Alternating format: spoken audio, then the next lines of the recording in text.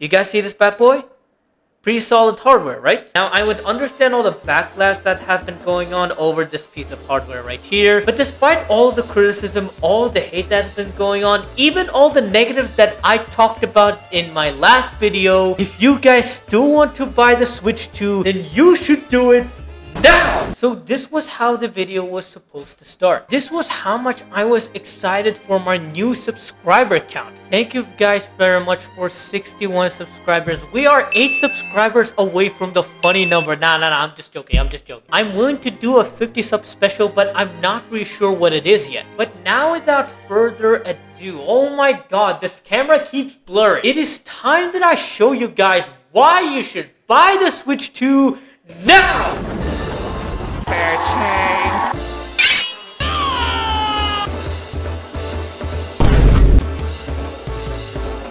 Now your first question might be, Sully, why are you contradicting yourself? Your first video was literally about why you shouldn't buy the Switch 2, and now you're suddenly saying that you should buy the Switch 2? Well, starting things off, let's just say that these videos are not really opposite to each other, but rather two sides of the same coin. Now in my previous video, I did specify that you don't really need the Switch 2 since Switch 1 support is still going to continue, unless you're someone who really wants to buy the exclusives. And in this video, I still stand by my point. You don't need the Switch 2 if you already are happy with your Switch 1. Switch 1 is still going to continue getting games, even if they're not really high-end on the AAA. But then I have been reminded by none other than Matthew Langley, shout out to him by the way, that the Switch 2 is going to face tariffs. That was a genuine mistake that I have made for not mentioning it in my last video, and I apologize for it. Despite all the bad rumors and bad stuff that's going on with Nintendo, people still want to buy the Switch 2. And if you're someone that wants the Switch 2 but doesn't have it yet, then you might be cooked. Just because the tariffs happened for the Switch 1 doesn't mean that the Switch 2 is safe. I mean, it could be argued that the Switch 2 hasn't sold as much as it should have, therefore it's not going to increase its prices in 2026, or rather for the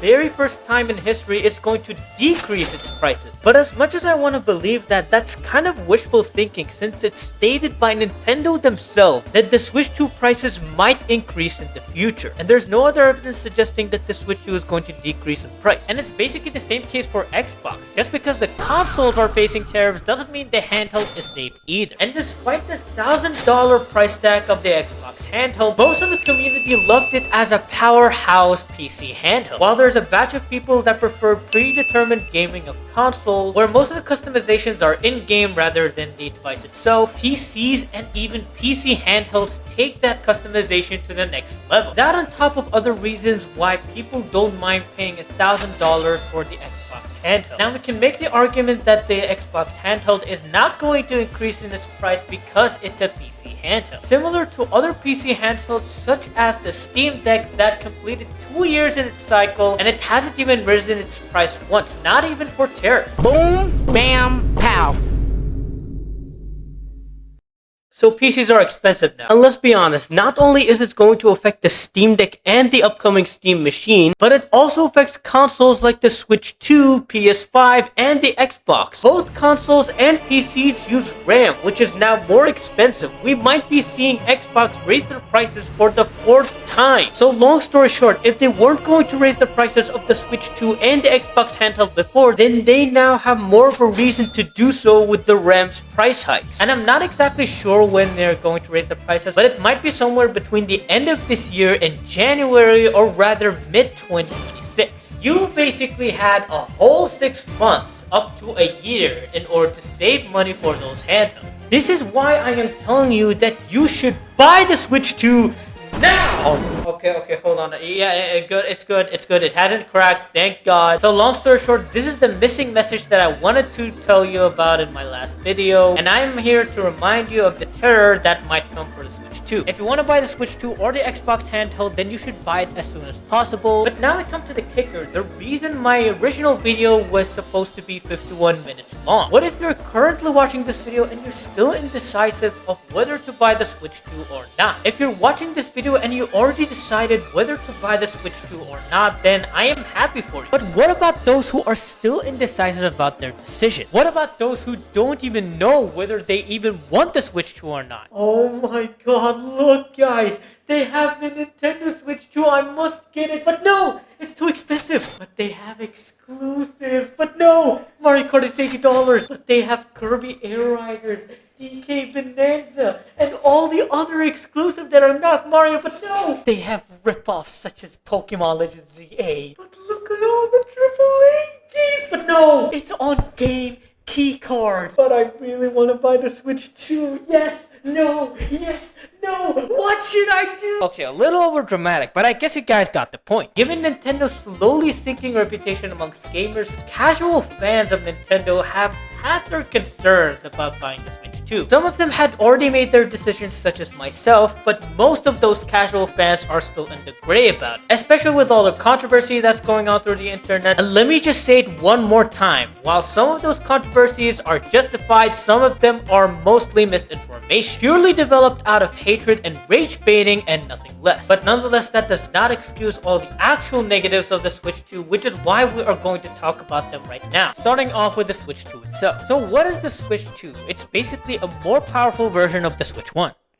Wait, what? Yeah, the hardware part doesn't really differ from the Switch 2 at all, except that it's much bigger and more powerful, and the only differences are an extra USB port, a microphone, magnets, and mouse control. And that's pretty much different to how they transitioned from the Wii to the Wii U and the DS to 3DS, because despite them being just an upgraded version of their previous console, the differences were very apparent. But what if Nintendo made the right decision? Let's not forget that the Wii U failed and the 3DS almost failed if it didn't match its price to the DS, and it still sold lower than the DS despite the matching prices. So compared to what Nintendo did with the Wii U and 3DS, people have been saying that the Switch 2 is basically a way for Nintendo to play it safe. I'd rather say that this is Nintendo taking a different path. Taking the series of PlayStation consoles as an example, every generation of the PlayStation console wasn't just an upgrade to its predecessor, it was basically a super upgrade to its predecessor. And I'm not really 100% sure yet, but this is what Nintendo might be doing with the Switch 2. So calling the Switch 2 a Switch Pro might have some truth in it, but this undermines the amount of big upgrades that it has compared to the Switch 1. We're talking about a gaming console that has 8 times the storage space and 10 times the graphical performance when comparing to the Switch 1. So compared to the Switch 1 that is priced at $300, the Switch 2 is priced at $450. Basically the most expensive console Nintendo has ever sold. $150 price tag, but it still might be worth it. Even Reggie Fils-Aimé says that the console is priced appropriately. And it's not really expensive when comparing to PS5 and Xbox as people want you to think. So why is there so much backlash with the console? Other than the fact that Nintendo is ruining its reputation thanks to its lawsuits, there are a lot of reasons why people were hesitant or did not want to buy the Switch 2 at all. First is with the bricking system, which diminished the hopes of all the modders, and the idea was to prevent piracy of games, but that alone opened up a lot of other issues with the Switch 2 itself, which also started a whole other cycle of misinformation, and it affected some people who didn't really pirate games at all, but Nintendo later fixed. There might be also the Joy-Con drift problem, which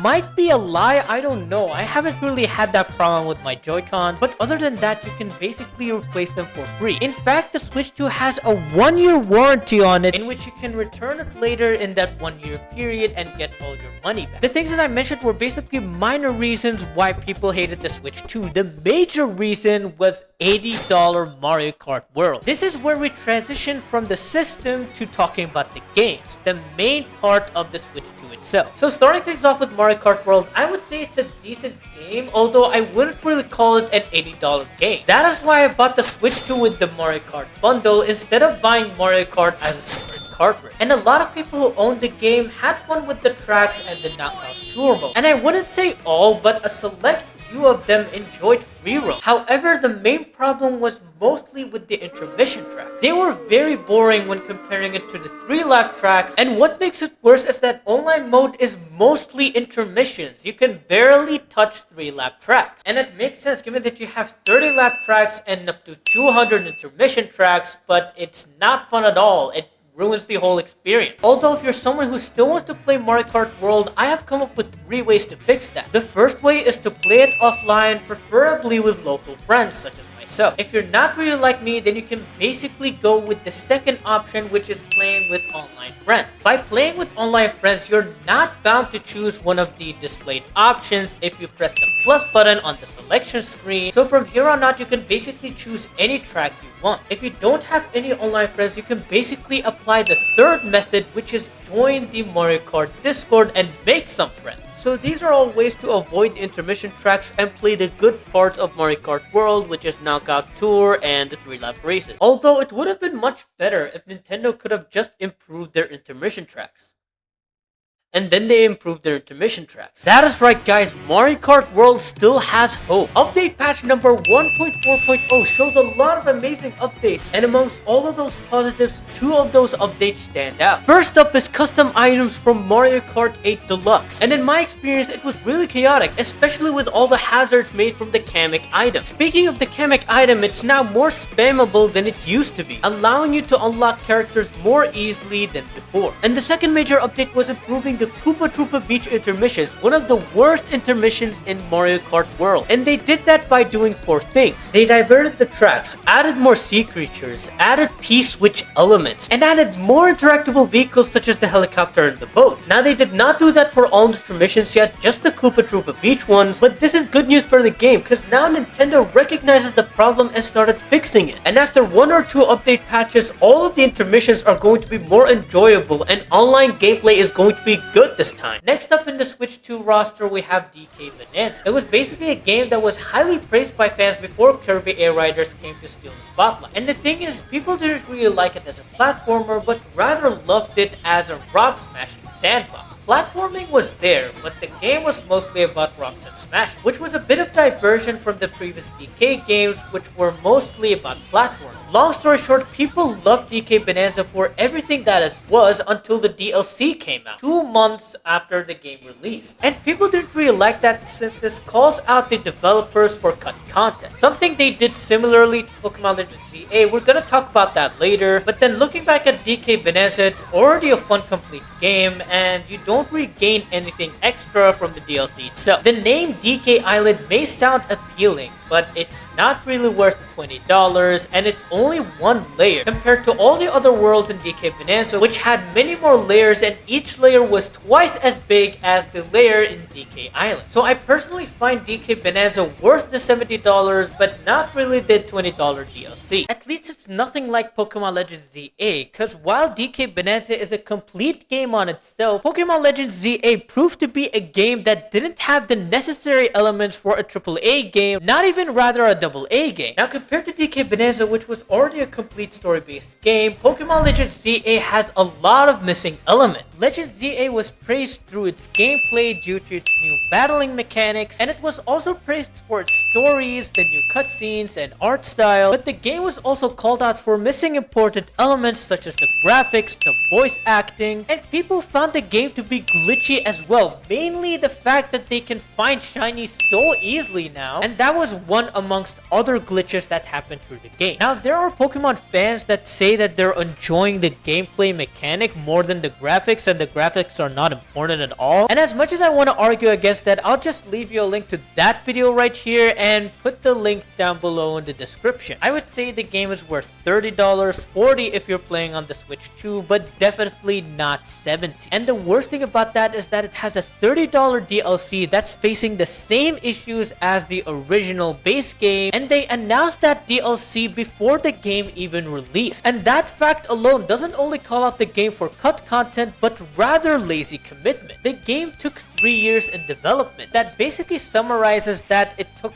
1.5 years to make the base game, and instead of using that remaining time to refine the base game, they used up that other 1.5 years to make a DLC, a basic excuse to increase revenue. Now, I still personally think that it's as important to refine the game, such as fixing the graphical issues, the voice acting, and the glitches, but if you're someone who wants to enjoy the game regardless of those issues, then feel free to do so. I personally regret my purchase of Pokemon Legends ZA. What I do not regret is a game that is totally opposite to Pokemon Legends ZA. We're talking about a game that is complete with extra content and credits, that is not behind a paywall, and is guaranteed to have more free updates. Of course, I'm talking about none other than Kirby Air Riders. Now, I wouldn't say it's a masterpiece, nor would I say it's a normal traditional kart racing game. But what we already know is that the game is basically a sequel to Kirby Air Ride in the game, and Kirby Air Ride wasn't really popular at all. However, our GOAT Sakurai, the developer of Kirby Air Riders and the same one who developed Smash Ultimate, basically made Kirby Air Riders much better than its predecessor. Now, like I said before, Kirby Air Riders is not traditionally a kart racing game, at least not 100%. Because people have been saying that Kirby Air Riders is mostly a party game, and that's not 100% true either. It's mostly a mix of both sides smashed in together into a single game. And that is because in Kirby Air Riders we basically have 4 modes, and that is Air Ride, City Trial, Top Ride, and the Story mode. People have their doubts about the game, people love the game too much, but I personally love the game so much. You can even tell from my live streams where I tried out Kirby Air Riders demo and the actual Kirby Air Riders game. And part of the game that people have been focusing on is how similar it is to Smash Ultimate in terms of game style. One of the many reasons people wanted to buy the game. And then there was Age of Imprisonment, a game that pushed the boundaries of the Switch 2's performance and applied more creativity in its gameplay mechanics. However, the game was met with a lot of disappointment compared to Age of Calamity in terms of characters and the map. While there were new characters in the game as well as returning characters that we finally get to know about their personalities behind those masks, we were also given characters that were very unimportant to the story, and those characters are called NPCs. At least Mario Kart World applied NPC characters better than Age of Imprisonment. Applying NPC characters to a Warriors game feels out of place, and even if it doesn't, that does not excuse the low amount of main characters in the game. And the story received criticism as well when compared to Age of Calamity. Because in Tears of the Kingdom, we already know the events of Age of Imprisonment, and it's just playing out in front of us with nothing new to apply. Compared to Age of Calamity, where we already know the contents of the story from Breath of the Wild, but Age of Calamity still applied its own spin to it. Other than that, the actual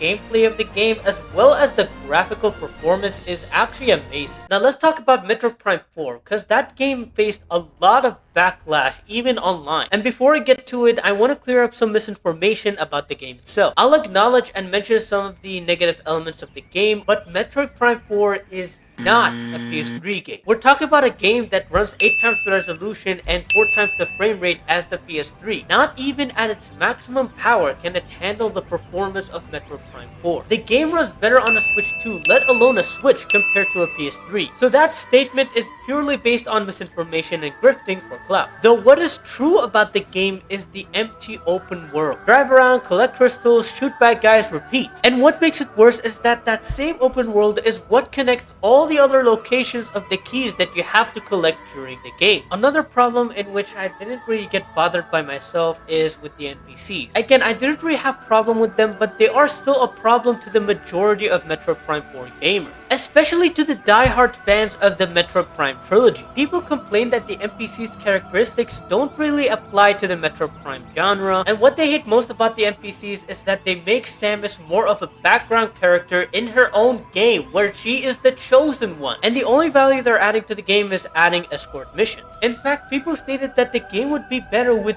no NPCs, just like the Metroid Prime trilogy. And when people thought that the NPCs were annoying for the game, no one takes the cake like Miles McKenzie. And the worst part is that McKenzie is with you throughout the whole game. So just do me a favor, go to YouTube and watch one scene with Miles McKenzie and Samus interacting. If you find him tolerable, then you know that you're going to enjoy the game. If you don't, then might as well uninstall while you still can. Now, amongst the bad parts that I already mentioned, there are good parts. Other than the performance of 4K and 120 FPS, there are still many sections of the game that still feel like Metroid Prime. And by that, I meant that they felt like what we used to have with the Metroid Prime trilogy. And as a first-time gamer myself, I really loved that first-person shooter experience. And it made me wish to try out the Metroid Prime experience at its peak. And I know there's a lot of bad parts about 4 Beyond, but in my personal experience, the psychic powers aren't one of them. Sure, they could have applied much more difficult puzzle making, but solving those puzzles with my psychic powers was the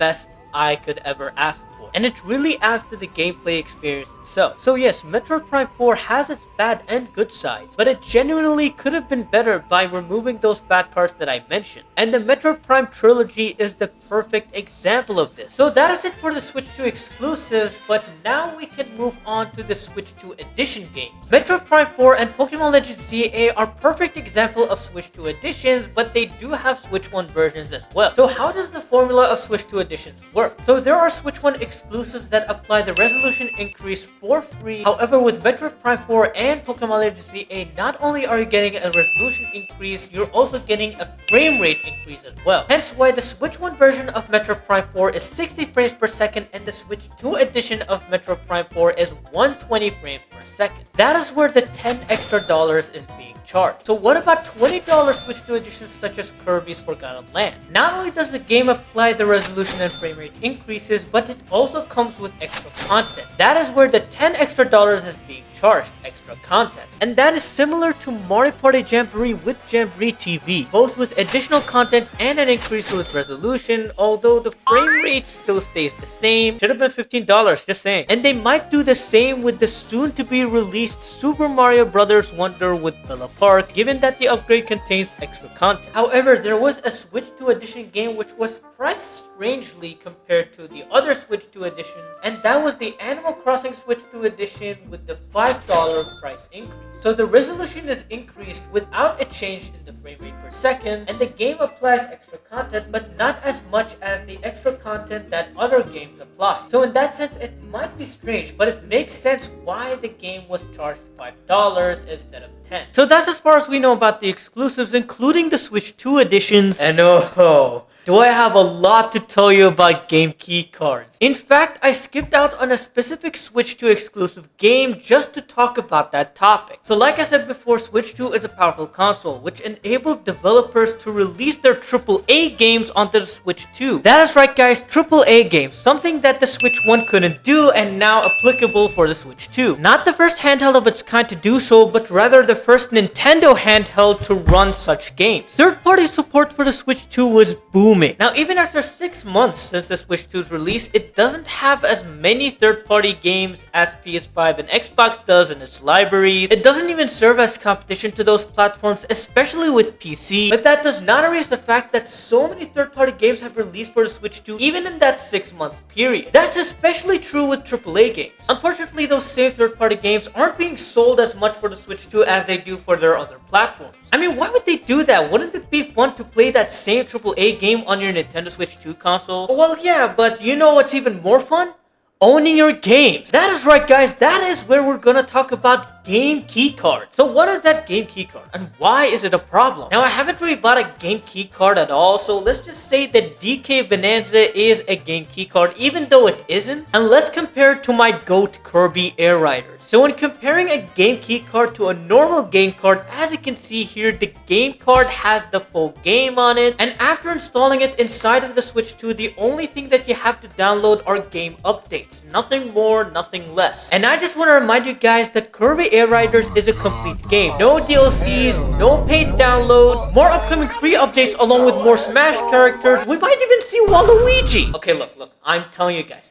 This is Smash 7. Waluigi is going to be in this game. My boy Sakurai hasn't let us down yet. If the DK Bonanza developers added King K. Rool, then what's to say that Sakurai can't do the same with Kirby Air Riders and add Smash characters? Trust me guys, whether you like it or not, it is going to happen. It is going to happen. My boy Sakurai has not let us down yet. Okay, anyways, back to the topic. Now that we've established that game cards have the full cartridge on them, we can't really say the same thing with game key cards. Game key cards don't even have a part of the game inside of the cartridge. But what you do have is a downloading license key in which you can use it to download the game inside of your Switch 2.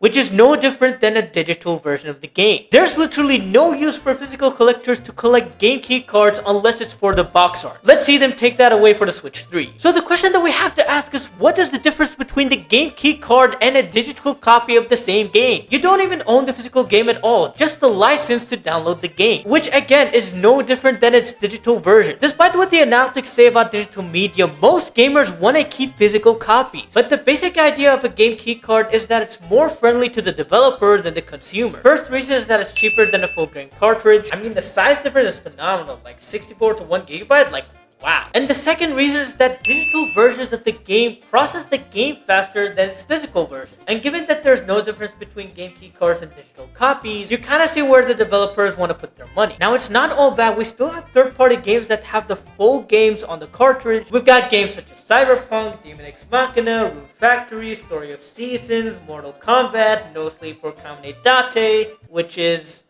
rescuing a bunny girl. We even have the Switch 2 edition of Sonic Racing Crossroads, which will have the entire game on the cartridge by January, but these games still make up less than 10% or maybe less than 5% of the games that are being released on Switch 2, where 90% of third-party games are being released as game key cards. But at least they cannot do the same to first-party games. All the first-party games that I have mentioned before have the full games on the cartridge.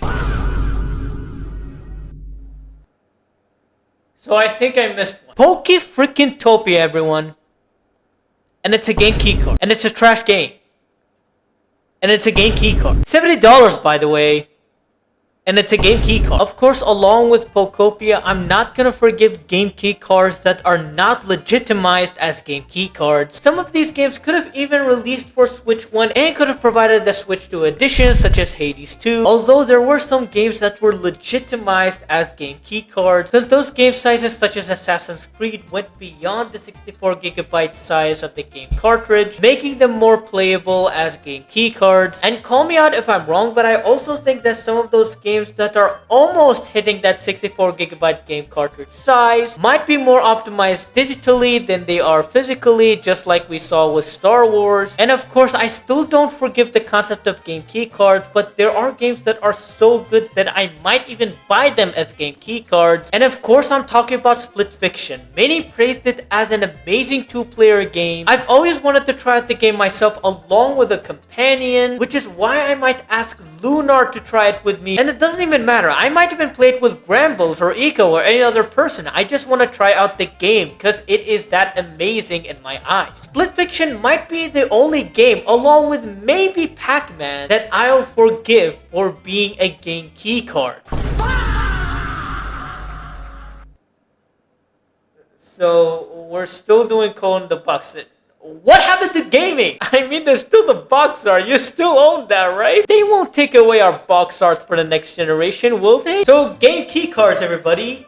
Biggest predicament of physical media collectors. And I myself am no exception to this. You're only looking at less than half of my Switch 1 collection. Like, I have even more than I can hold. But if you're not a physical collector, then this predicament doesn't really apply to you. I mean, look at Steam. They don't even have physical games, and yet they have a large number of gamers playing on their platform. So now that we talked about the present Switch 2, let's talk a little bit about the future of Switch 2. So taking a step back to the Switch 2 first-party games, specifically talking about Mario Kart World, DK Bonanza, and Kirby Air Riders, given that the game sizes meet the 32GB limit of the Switch 1, those Switch 2 exclusives should have been Switch 1 games. And Age of Imprisonment may have went beyond the Switch 1 size limit, but by decreasing the visuals to make it similar to Age of Calamity, it could have been playable on the Switch 1, and the Switch 2 exclusive could have been a Switch 2 edition. Although I see why it's an exclusive instead of an edition, because I can already see it lagging despite the decrease in visuals. Now going back to topic, the 3 games that I mentioned could have been optimized for Switch 1, and amongst other minor reasons, they were exclusive to Switch 2 specifically to sell the Switch 2. So does that mean that all the Switch 2 exclusives in 2026 are going to be majorly Switch 1 games? Well, that could be a possibility, although the other half could be just as big as Age of Imprisonment. But thinking about it in a perspective of the past, we have seen Nintendo make even smaller games back in the Wii U as well. So maybe the game sizes are low enough to fit on the Switch 1, but in terms of visuals and gameplay, it might be more optimized to play it on the Switch 2. 2. Again, either side could be correct. We don't have all the facts yet. But again, that won't stop Nintendo from making games that optimizes the Switch 2's full power, like Age of Imprisonment, or maybe even games that push the limit of the Switch 2 in a way that Age of Imprisonment doesn't. Because now with the release of the Switch 2, Nintendo developers can focus more on Switch 2 optimized games, unlike Kart World, DK Bonanza, and Kirby Air Riders, which were initially meant for the Switch 1, but then they further optimized it for the Switch 2. So that is it. That is everything that you needed to know about the Switch 2. Apologies that I ended it with negativity. And with everything that I said about the Switch 2, both positive and negative, if you think after everything I said that you did not want the Switch 2, then you are fine and I am happy for you. But if you're someone who does want to buy it after everything that I said, then you should buy it now! Again, not now in a literal sense, but I mean as soon as possible. I mean, Christmas is coming up. You can even ask your parents to buy you one for Christmas. Other than that, thank you guys for watching and listening in. Again, I might be wrong, so if I'm wrong about something, feel free to call me out in the comments down below. I'll make sure to reply as soon as possible, and we might even have a conversation in the comments. But anyways, if you did like the video, then make sure to hit the like button and share the video to your gaming friends. And if you do like my channel where I make those types of videos where I talk about gaming, or maybe you would like me to talk about a specific game experience that I had, such as Sonic Racing Crossworlds, that's a video that I'm currently working on after this video right here. Or maybe you want to share in that same gaming experience in my gaming live streams, then make sure to hit the subscribe button and hit on the notifications. Your support will really help me out upload more of those videos, and hopefully I can make those videos even more entertaining. So now without further ado, hi, my name is Sully, and this is why you should buy the Switch 2 now! Those reasons don't apply to you, I'm happy for you. They do, you should buy it now. Peace!